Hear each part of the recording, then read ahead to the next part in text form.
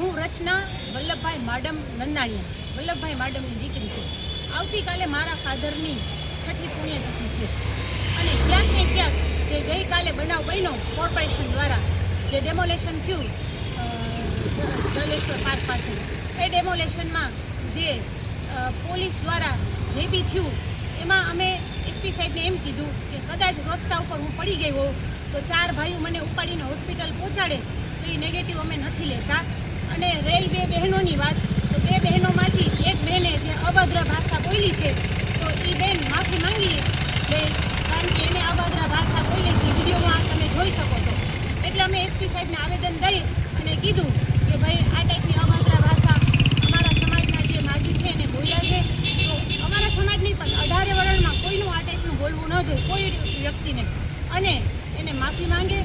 અને બીજું કે અમે એમ કીધું કે જામનગરમાં આટલા બધા આવાસો ખાલી છે તો આજે જામનગર આખું ખાલી થઈ ગયું છે તો બધાને મકાન પાડ્યા છે તો તમે આવાસો દઈ દો. અને ત્રીજું કે પોલીસને ટાર્ગેટ કરે છે.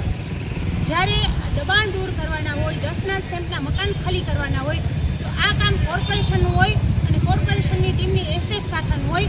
અને એસએચ શાખા પાસે માણસો ન હોય તો નવા માણસોની ભરતી કરે તો ફાયરવાળા માણસોનો પણ એમાં ઉપયોગ કરી શકે. તમારામાં તાકાત નથી તો તમે પોલીસને બોલાવો છો અને પછી પોલીસને કાયદાકીય રીતે અમુક કોર્પોરેશનના નિયમ ન ખબર હોય એટલે પોલીસે પોલીસનું કામ કર્યું, પણ ક્યાંક ને ક્યાંક પોલીસને ગેરમાર્ગ દોરવાવાળા કોર્પોરેશનના અધિકારીઓ હતા. અને ખાસ કરીને આજે ડીએમસી સાહેબને અમે આવેદન આપ્યું ને તો મને એમ કહે છે કે તમે નેતા છો, તમે એ માજીને સમજાવવા કાં ના ગયા? એટલે મેં કીધું કે ભાઈ મને ખબર નથી કે તમે ડાયરેક્ટલી ડિમોલેશન ટાઈમે પહોંચી જશો, નતર અમે જાત તો કે તમે ત્યાં જઈને શું કરત? મેં કીધું અમે ત્યાં જઈને શું કરત, અમે રિક્વેસ્ટ કરત અને અમે તમને કહીએ છીએ કે તમે જૂની પોલિસી ચાલુ કરો કે જેના મકાન પડે એને આપણે મકાન ફાળવી દેવાના. તો કે એ મારા હાથમાં નથી. તો મેં કીધું તો એ માજીને બચાવવા અમે જાત તો અમે બચાવીએ ખરી અને અમે કદાચ આડાએ ઉતરીએ તો કે તમારામાં તાકાત નથી માજીને સમજાવવાની. તો આજે વિડીયોના માધ્યમથી હું કહું છું મને હજી ખાસ ખબર નથી.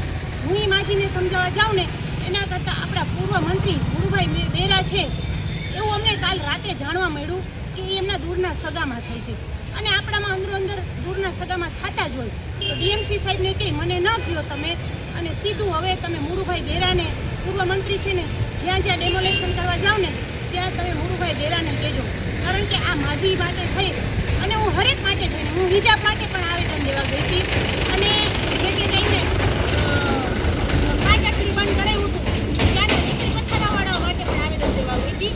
તો આજે બનાવ બન્યો છે એમાં કોર્પોરેશન અને પોલીસ બે પોતપોતાની રીતે સાચી હોય તો અભદ્ર ભાષા બોલ્યા છે જે બેન એ ખાલી માફી માંગે અને જેના મકાન પડ્યા છે એને આવાસ આપે એવી અમારી માંગ સાથેનું અમે આવેદન આપ્યું એસપી સાહેબને અને ડીએમસી સાહેબને. અસ્તુ. ભારત માતા કી જય. જય શ્રી કૃષ્ણ. જય માતાજી.